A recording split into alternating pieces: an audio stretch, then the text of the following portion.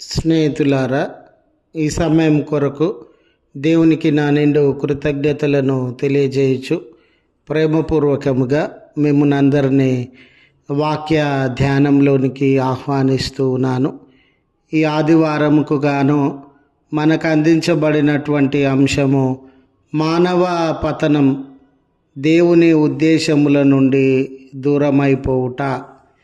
స్నేహితులారా, దేవుని ఉద్దేశము, దేవుని యొక్క చిత్తము, ఆలోచనల నుండి దూరమైపోవడమే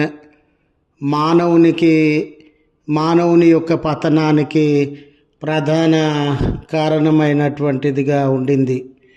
నీ చేతిలో ఉన్న పెన్ను మొదలుకొని, నువ్వు కలిగి ఉన్నటువంటి కర్చీప్ మొదలుకొని, చాలా జ్ఞానం కలిగిన విద్యావంతులైనటువంటి శాస్త్రవేత్తలు ఇక్రిసాట్ సంస్థలో తయారు చేస్తూ ఉన్నటువంటి విత్తనాలు మొదలుకొని, ఇస్రోలో ఉన్నటువంటి శాస్త్రవేత్తలు తయారు చేస్తూ ఉన్న శాటిలైట్, మరి రాకెట్స్, ఇవన్నీ కూడా ఒక ఉద్దేశంతో తయారు చేయబడినవే.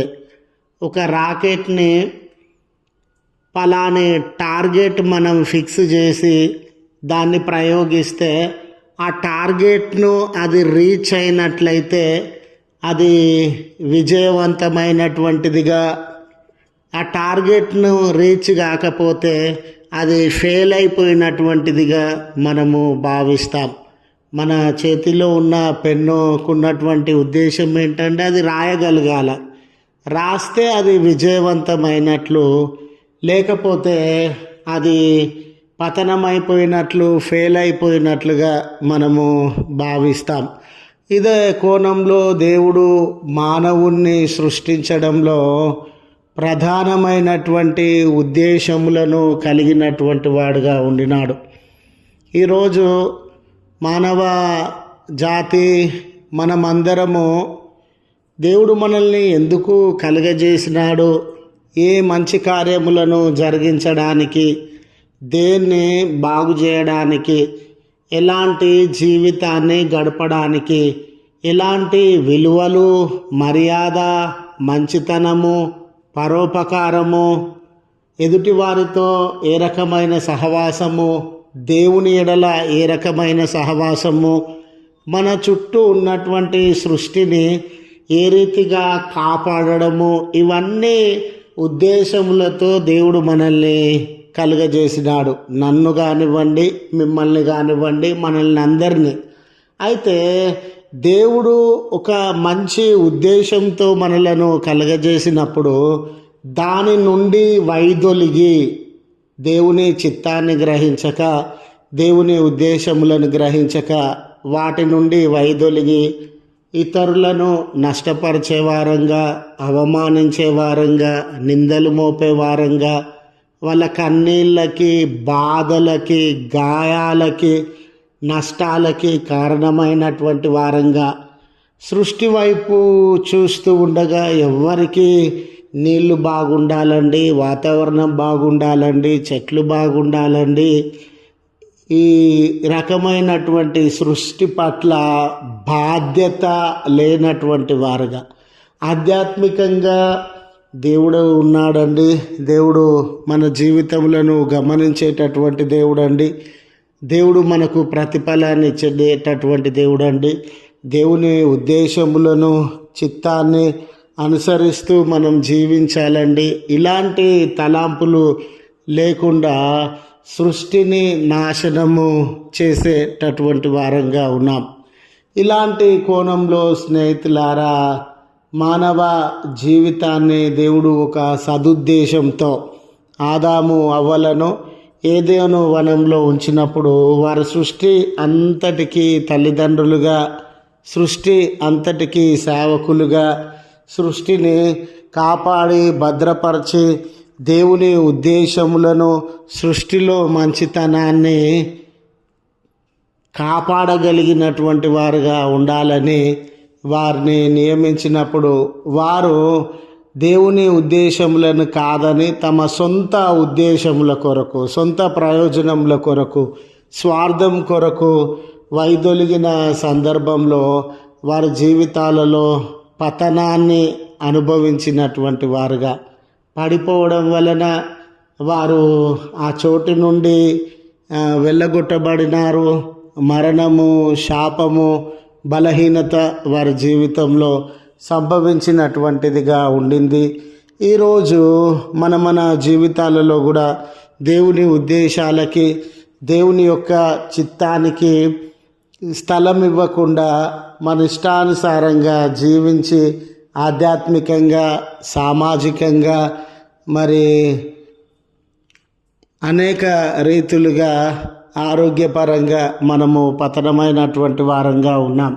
ఈరోజు ఎందుకు మన కుటుంబాలలో నెమ్మది లేదనంటే మన లోపల పతనమైనటువంటి మనస్సాక్షి ఉందండి.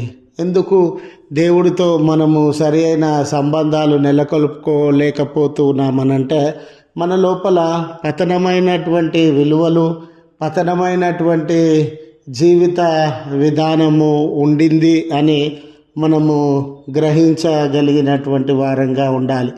ఈ రీతిగా ఈరోజు మనం చదువుకున్నటువంటి లేఖన భాగములను సైతము గమనించినప్పుడు మనము పతనం కావడానికి దైవికమైన విషయాల నుండి, దేవుని సహవాసం నుండి వైదొలగడానికి కీడు, అపాయము, ప్రమాదము ఇవన్నీ మన జీవితంలో ప్రవేశించడానికి అది సామాజికంగా కానివ్వండి, ఆర్థికంగా కానివ్వండి, ఆధ్యాత్మికంగా కానివ్వండి, వీటన్నిటికీ కారణం ఏంటనంటే దేవుని పట్ల మనము కలిగి ఉన్నటువంటి అవిధేయత, దేవుని పట్ల మనము కలిగి ఉన్నటువంటి అవిధేయత. యెహోషువ కాలం నాటికి న్యాయాధిపతుల గ్రంథాన్ని మనము గమనించి ఉన్నాం కదండి.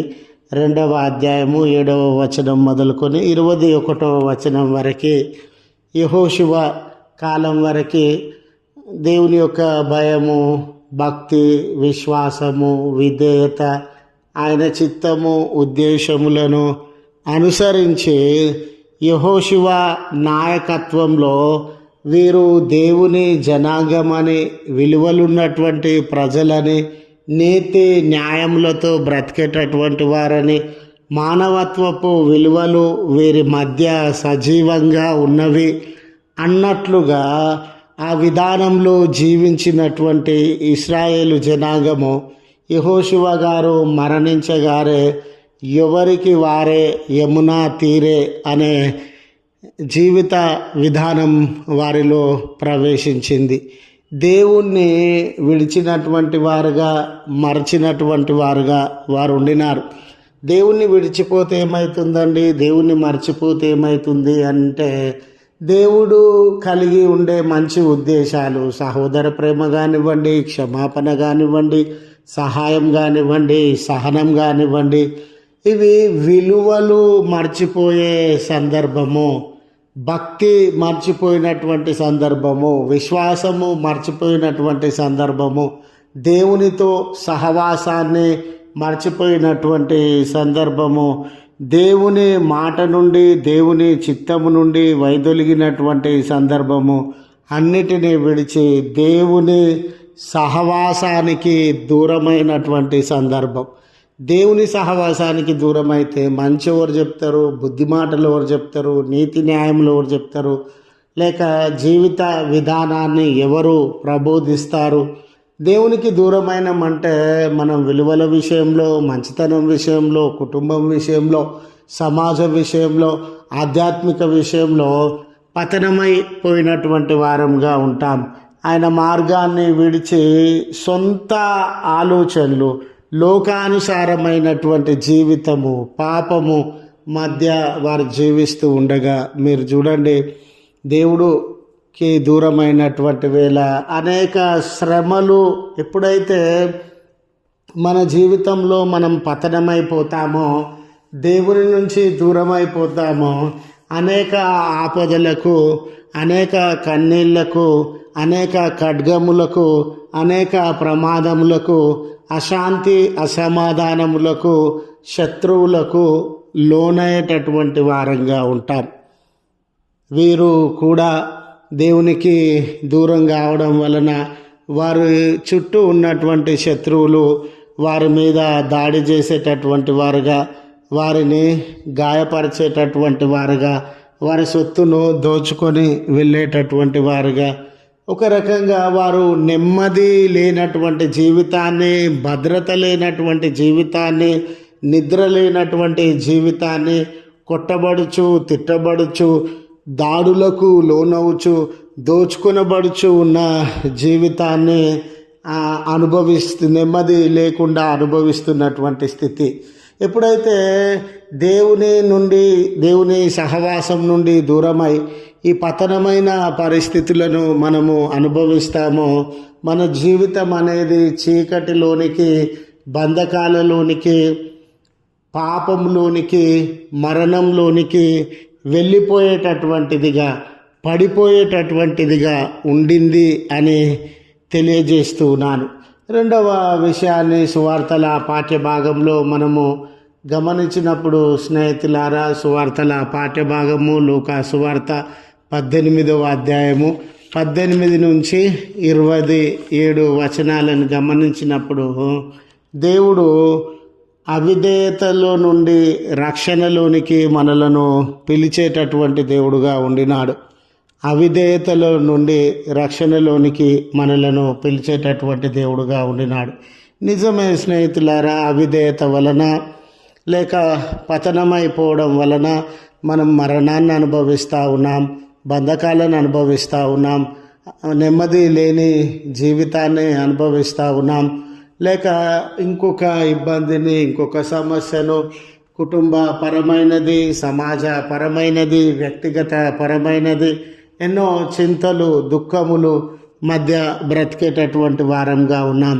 వీటి నుండి ఎవరు మనల్ని విడిపించగలరు, ఎవరు వీటిలో నుండి మనల్ని తప్పించగలరు అనే ప్రశ్న లేవనెత్తబడినప్పుడు ప్రభువైన యేసు క్రీస్తు వారు మాత్రమే ఇలాంటి పతనమైన స్థితిలో నుండి వారు మనల్ని లేవనెత్తగలిగినటువంటి వారు. ఎందుకంటే నశించిన దానిని వెదకి రక్షించుట కొరకే ఈ లోకంలోనికి వారు వచ్చి ఉన్నారు. చదువబడిన లేఖన భాగము లూకా సువార్త 18వ అధ్యాయం నందు ఒక యవనస్తుని ప్రస్తావన రాయబడి ఉండిందండి.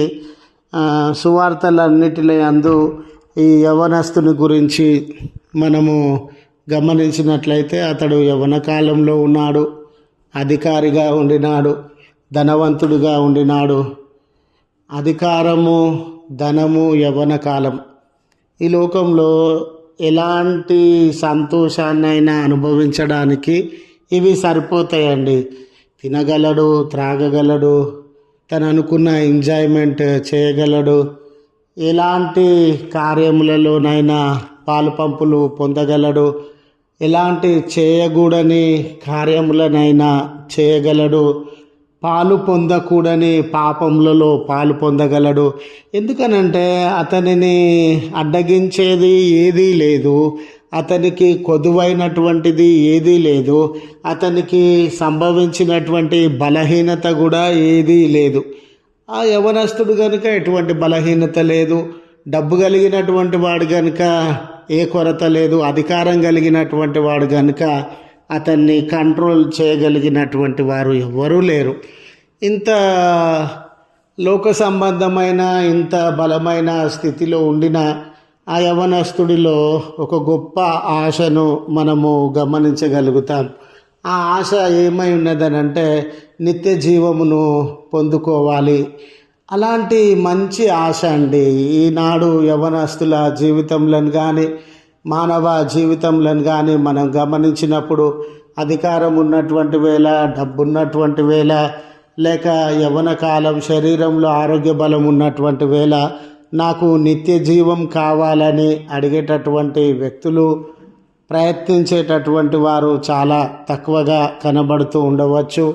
అలాంటి సందర్భంలో యేసు ప్రభుల వారి యొద్దకు వచ్చి ప్రభుల వారు నిజంగా నా జీవితంలో ఉన్న పాప బంధకముల నుండి లేదా మానవ జీవితంలో ఉన్నటువంటి సమస్యలు బంధకముల నుండి విడిపించి ఆయననే నిత్య జీవం ఇవ్వగలడు అని ఆ యవన కుమారుడు నమ్మినటువంటి వాడిగా ఉండినాడు.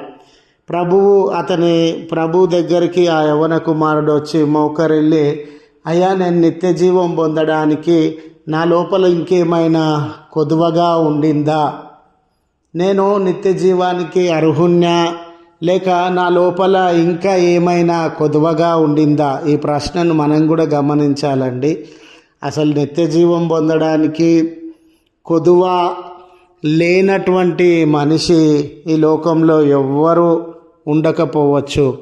అందరూ కొదువ కలిగినటువంటి వారే. ఎందుకంటే ఒక మనిషి తన జ్ఞానం వలననో తన దాన ధర్మముల వలనో లోక సంబంధమైనటువంటి జీవిత విధానముల వలననో ప్రయత్నముల వలననో పూజలు పురస్కారాల వలననో మత సంబంధమైన ఆచారాలు సంస్కృతి సాంప్రదాయాల వలననో నిత్య జీవాన్ని అనుభవించలేడు. ఇది గ్రహించగలిగినటువంటి వారంగా మనము ఉండాలి. అయితే ఆ కొదువ కలిగినటువంటి ఈ వ్యక్తికి నిత్య జీవం వెళ్ళడానికి సరి అయినటువంటి అర్హత లేదు, ఇతడు బలహీనుడే అని ఎరిగి ఉన్నటువంటి ప్రభువు అతన్ని ప్రేమించుచున్నటువంటి వాడుగా ఉండినాడు.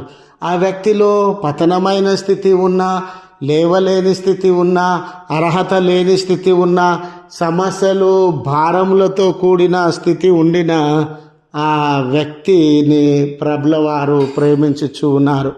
ప్రేమించి అతనిని ఆ బంధకాలలో నుండి సమస్యలలో నుండి విడుదలనిచ్చి నిత్య జీవానికి నడిపించాలని ఆశపడుతూ ఉన్నాడు. ఈరోజు నా జీవితము నీ జీవితంలో ఎలాంటి కొదువలున్నా, ఈ జీవము లేకుండా పతనమైన పరిస్థితులలో ఉన్న ప్రభు మనలను ప్రేమించి నిత్య జీవానికి నడిపించాలని ఆశ కలిగినటువంటి వాడుగా ఉన్నారు అనే సత్యాన్ని మనం గ్రహించాలి. పత్రికల పాఠ్య భాగంలో మనము గమనించిన రీతిగా స్నేహితులారా, రక్షణ మార్గంలోనికి ప్రభు మనల్ని ఆహ్వానించుచున్నటువంటి వేళ, పతనమైన స్థితిలో నుండి ఆయన మనల్ని రక్షణ మార్గంలోనికి ఆహ్వానించినాడండి. ఆహ్వానింపబడినటువంటి మనము ప్రభుల వారితో దేవునితో సహవాసం కలిగి జీవించినటువంటి వారంగా ఉండాలి. మనము పతనం కావడం వలన దేనికి దూరం అయిపోయినాం? దేవుని సహవాసానికి దూరం అయిపోయినాం. పతనం కావడం వలన దేనికి దూరం అయిపోయినాం? విశ్వాస సంబంధమైన జీవితానికి దూరమైనాం. మంచి జీవితానికి, విలువలున్న జీవితానికి, దేవుని ఉద్దేశానికి, దేవుని తలంపులకి దూరమైనటువంటి వారంగా ఉన్నాం. ఇలాంటి కోణంలో తిమోతికి అపోస్తుడైన పౌలు ఈ పత్రికను రాయిచు దేవునితో సమాధానము, దేవునితో సహవాసం కలిగి దేవుని కొరకే బ్రతికేటటువంటి వారంగా ఉండాలి అనే సత్యాన్ని గుర్తు చేస్తూ ఉన్నాడు. మరలా దేవుని చిత్తం ఏంటో గ్రహించండి, మరలా దేవుని ఉద్దేశం ఏంటో మీరు గ్రహించండి. ఈ లోక సంబంధమైన పనికిరాని విశ్వాస జీవితానికి ఉపయోగం కానటువంటి బోధలు, విధానాలు, పద్ధతులు, క్రియలు ఇవన్నిటినీ వదిలేసి అసలు దేవుని ఉద్దేశం ఏంటి, దేవుని తలాంపులేంటి గ్రహించి జీవించేటటువంటి వారుగా ఉండండి. మీ జీవితములను దేవునికి సమర్పించుకొని ఆయన ఉద్దేశములను నెరవేర్చండి అన్నట్లుగా వారు పలుకుతూ ఉన్నారు. గనుక స్నేహితులారా, పతనమైన జీవితాలలో నుండి దేవుడు మనల్ని రక్షణలోనికి, విమోచనలోనికి ఆహ్వానిస్తూ ఉన్నాడు. ఆ విమోచన ఎటువంటిదనంటే దేవుని సహవాసం కొరకైనటువంటిది. దేవుని ఉద్దేశములను, ఆయన తలంపులను గ్రహించి ముందుకు సాగడం కొరకైనటువంటిది అని గుర్తు చేస్తూ ఈ మాటలను ముగిస్తూ ఉన్నాను. త్రియేక దేవుని సన్నిధి, ఆయన కాపుదల, నడిపింపు మనెల్లరకు